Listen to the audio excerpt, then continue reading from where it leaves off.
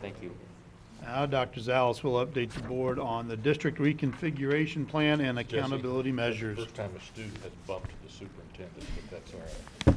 I'm honored. I'm honored. He's just not a student, he's a board member. Thank you. Right. And he's participating in the quarterly meeting, right? Isn't that what you said, Nancy? He's going to go with us to the Yeah. MSBA Oh, very meeting, good. regional meeting? Yes, Yes, I have him registered. that was the one night he had open in the next 3 months. And we took it. I do my schedule with my secretary. Good luck, Jesse. You too.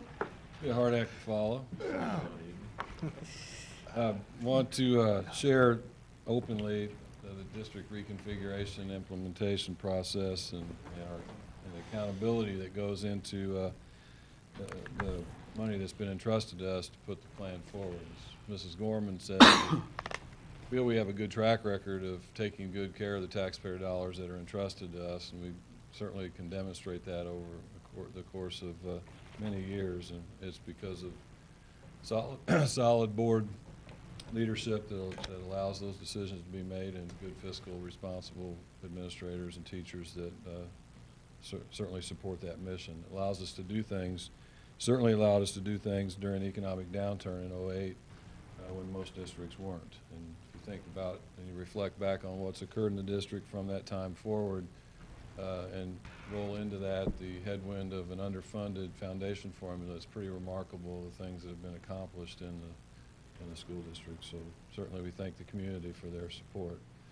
This planning timeline you've seen before, and it's my pleasure to move the arrow in yellow to the right. And I would ask you just to kind of think of everything on the left to the middle as the boulders and the rocks. And everything now between the two arrows to be the granular sand that goes into the detailed implementation of the plan. So not that the work prior to this was hard, but the work that goes on now from this point forward over the next 27 months will be equally as challenging, but certainly a lot of fun. Just to now move this from the project to the actual plan. We are going to construct classrooms at Rolla High School. We are going to move grade levels, which is currently the middle school, junior high, and high school, as denoted below. We are going to then offer increased pre-K opportunities for our students in this school district at 4-year-olds through an attendance zone approach, as promised. The proposed implementation committees, talked a little bit about this on the heels of the election and reaction to that with Mr. Hohenfeld in the Rolla Daily News. But to formalize that a little bit more, we proposed to put together a construction planning committee that is for the high school. And why the elementary is in there is that we will have to do some things to retrofit our elementary classrooms to accommodate our youngest learners, to make them preschool ready. So per the bond issue, construction, and the language that's associated with that, there'll be a committee. Won't function much different or any different than what Mr. Henshaw has proposed before. As you well know, construction schedules, predominantly architect, Mr. Henshaw, the architect, shows up here, talks about plans. We've got people from the high school that are teachers, teachers from the junior high in this case too, that are 9th grade, that conceivably are on this, including patrons as well. So that committee will have to start functioning here pretty quick, because we'll be in a year in design development and then the construction that has to occur. And so that process will be out on the web or through our construction tracker, which is already there. We've experienced that just most recently with the additions at the high school and things we've done with the modular classroom removal, et cetera. So that'll be one that you're used to. Transition planning, myself and along with Mr. Hounsome and frankly most all the principals involved here will be involved in transition planning, and that will look like, at least as is proposed here, a facet of that committee that functions to deal with teaching and staff changes and program adjustments in the district. There's going to be some planning and discussion relative to that occurs at 4th and 7th And at ninth grade, as you well know, those teachers in the transition process we've got program adjustments that we'll realize as well, and efficiencies that have been spoken about earlier just based upon the changes in the delivery of instruction.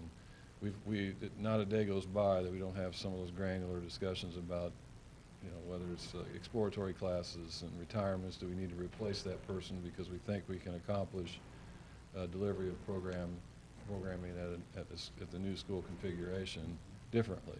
So that's going to require a lot of work on the part of us and the building principals, and will certainly involve staff and parents in that as well. And what I've tried to do is keep their Worth It committee members engaged in this by offering them to continue to serve on these to help let them know and ensure that we're implementing the plan as promised.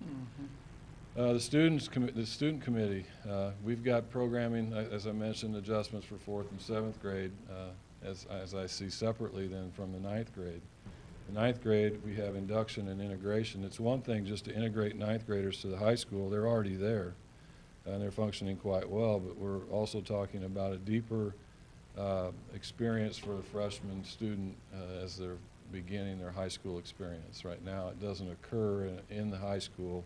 They're they're achieving credit hours, but the actual high school experience becomes much different, and that discussion we envision involving the counselors in high school and students as well, somebody like Jesse or student council folks that would help us with that process. They've been involved in the preliminary discussions when we were talking about the planning for this. Now the real work begins. An activities program committee, which will be chaired by Kathy Shoup, our activities director. Of course, what we promised to do was everything at 8th grade we pushed down to 7th grade. And it's much more detailed than just saying, all right, next year it's 2017, we're going to be playing football. There's a lot more that goes into scheduling, hiring coaches, equipment purchases, all the things that are granular in detail will have to be fleshed out and worked out. So that'll be a big job for her. And then the Early Childhood Committee, which is everything that was on the projected list that we talked about, from enrollment processes and early childhood special education peer model, and working with PAT to kind of redistribute our resources and efforts there to more of the site-based school level and everything that goes into that. And Ms. Stacy Reed and Craig will chair that committee. And so those are the 4 main areas that we saw as we move forward. Committee sizes vary dependent upon the task at hand, and certainly the representation would include all of those that we had talked about. And that I just spoke ahead.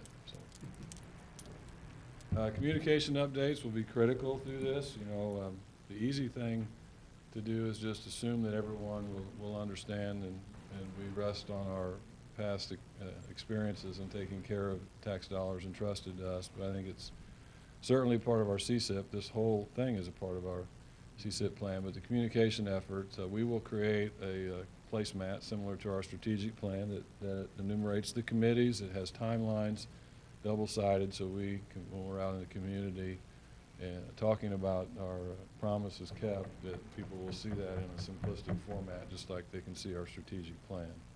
Certainly, like we do with anything, we'll begin inside out. We have shared with you, as I've shared with what I've shared with the staff, both in a voicemail message, speaking briefly about this, and in addition to an email that kind of lays out this plan. And we'll certainly be in the buildings again talking about the plan. I think most important to this is to reassure teachers that we're thinking deeply about all of the details relative to implementing this by August of 2017, and that they'll fully understand and be a part of those discussions. Monthly presentation updates to you. Certainly you're used to that with construction that Mr. Henshaw has put on with pictures and progress, and may include some tours of facilities just to bring everyone up to speed. That will continue along with the other functioning committees, maybe not monthly, but at least we'll keep that in front of us. So unfortunately, you'll have to see my name associated with district reconfiguration for at least 2 more years, provided you'll have me for that long. That's the plan. So district website, and beyond, I hope. District website certainly has been an improvement for us as a communication tool, and we'll continue to make sure that there are pages dedicated to the implementation process there. Local media, we'll certainly rely on them as we always have. I'll be on the radio twice next week talking about now the implementation and things I'm sharing with you. And of course, all the service clubs and other engagements that we've become accustomed to sharing information at. I think part of our communications effort certainly did help with this campaign, and we've reestablished some positive relationships with groups and even created some. So it certainly be appropriate to continue to do those things. And this is a first for me, and maybe a first for Mr. Hohenfeld. This was directly from his April 6th editorial. I've never quoted a newspaper reporter. R.D. and I were talking just before we came in. I don't know that he's ever been quoted by an education professional. This is a first for both of us. And as we talk through this, I couldn't say it any better, and I told him I'm going to use this in some publications in the near future, or maybe even intermediate future, I guess, as part of MASA leadership. So we are going to, much like anything else in our community, we don't use every road, we don't use every bit of everything that we ante up to put our resources toward, but we certainly, the rising tide raises all ships. So we're excited about the opportunity. We embrace the challenge to put this in place, and I expect to be held accountable to make sure that what trust we have to put a plan forward that comes to fruition. So I hope that it's okay to function the committee input. If there's alterations to, I think I hit something I wasn't supposed to, Nancy. It'll take me back to the 4 committees. If there's something that you see differently, we'll certainly propose implementation. Good plan.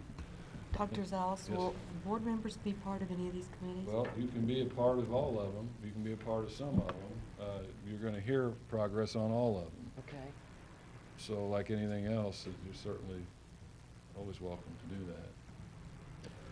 Yeah. So I commented to you, Aaron, when I was looking at the tasks ahead of us, that before you can know what the high school classrooms are going to look like or need to look like, you need to know how the programs are going to be delivered. For instance, are you going to teach science? Any special needs there? Are you going to build science classrooms? Right. Are they going to be in the wing, or are we going to transport the freshmen through the building to the science classes that we have? So that's a good point. These committees aren't mutually exclusive from one another. No, but I'm just saying that discussion has to start before the building design development can be completed. Or at least simultaneously. Yeah. Good point. And that's typical for any building plan that we put together. As part of the discussion involves teachers that will be moving, whether it's a 9th grade teacher to the high school or existing teachers in that building. We're talking about things currently. I think if you had Dr. Pritchett here and he stood up and talked, it was the day after that we were successful. We've already had these talks. We're already there. The gears are turning, so it's a matter of getting everybody harnessed and making sure we're planned. Same direction. And I always think it's important to remember, we're not the first to do this. So it's not like we're creating it. We don't have to reinvent the wheel. Yeah. It's been done other places. A lot of lessons learned, good Yeah. and bad. Yeah. So Yeah, use our network. There are some other interesting and positive ramifications for some of this that we are learning as we talk. So when the shift focuses from campaign to implementation, you just think different. Building leadership will have so much more input. This is my 4th election issue, 4th bond, 2nd levy. There are lots of draw on past experiences, so Right. it's fun. It's fun work. Yeah. They're worth it. They're worth They're it. worth it. There you go. A lot more fun than any other conversation we could have been having. All right, thank you, Thank Dr. you. Zales.